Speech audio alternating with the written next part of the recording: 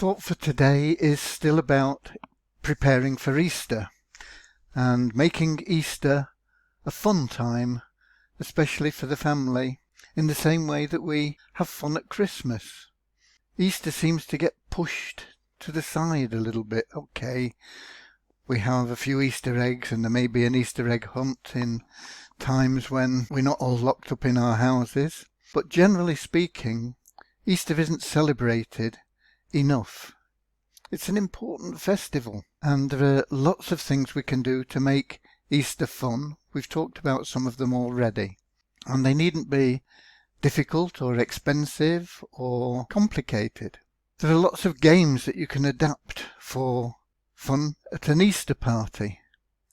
The old idea of pin the tail on the donkey can be transformed into pin the tail on the bunny.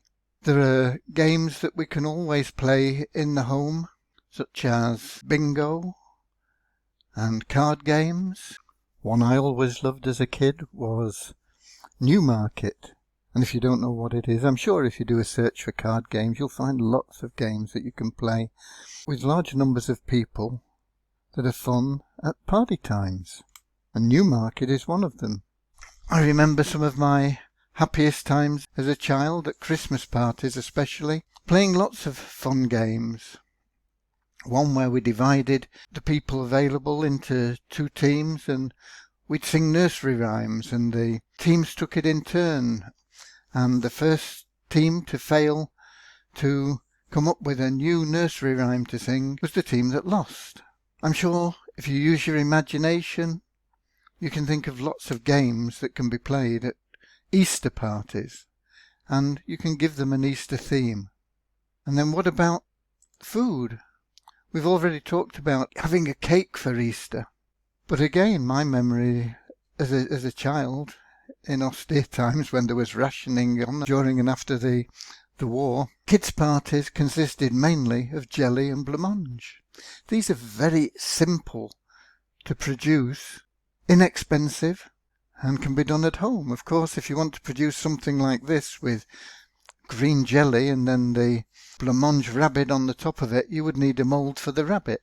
But even if you haven't got a rabbit mould, you can simply make a blancmange and serve it with jelly, and it'll be a treat for the kids.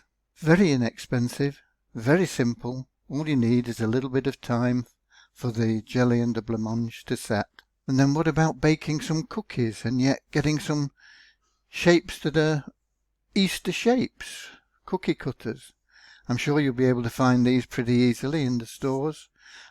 Little rabbit shapes or egg shapes, little chicken shapes, or maybe even shapes of the cross. And of course, hot cross buns, if you're a little bit more ambitious.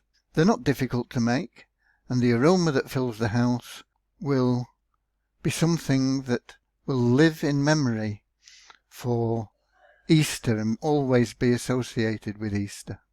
So there are lots of things that we can do to prepare for the Easter celebrations.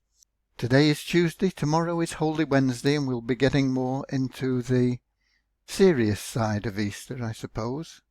But for today, think about all the things that you can modify, put an Easter theme to, and really have fun with in the home, because we're not allowed out.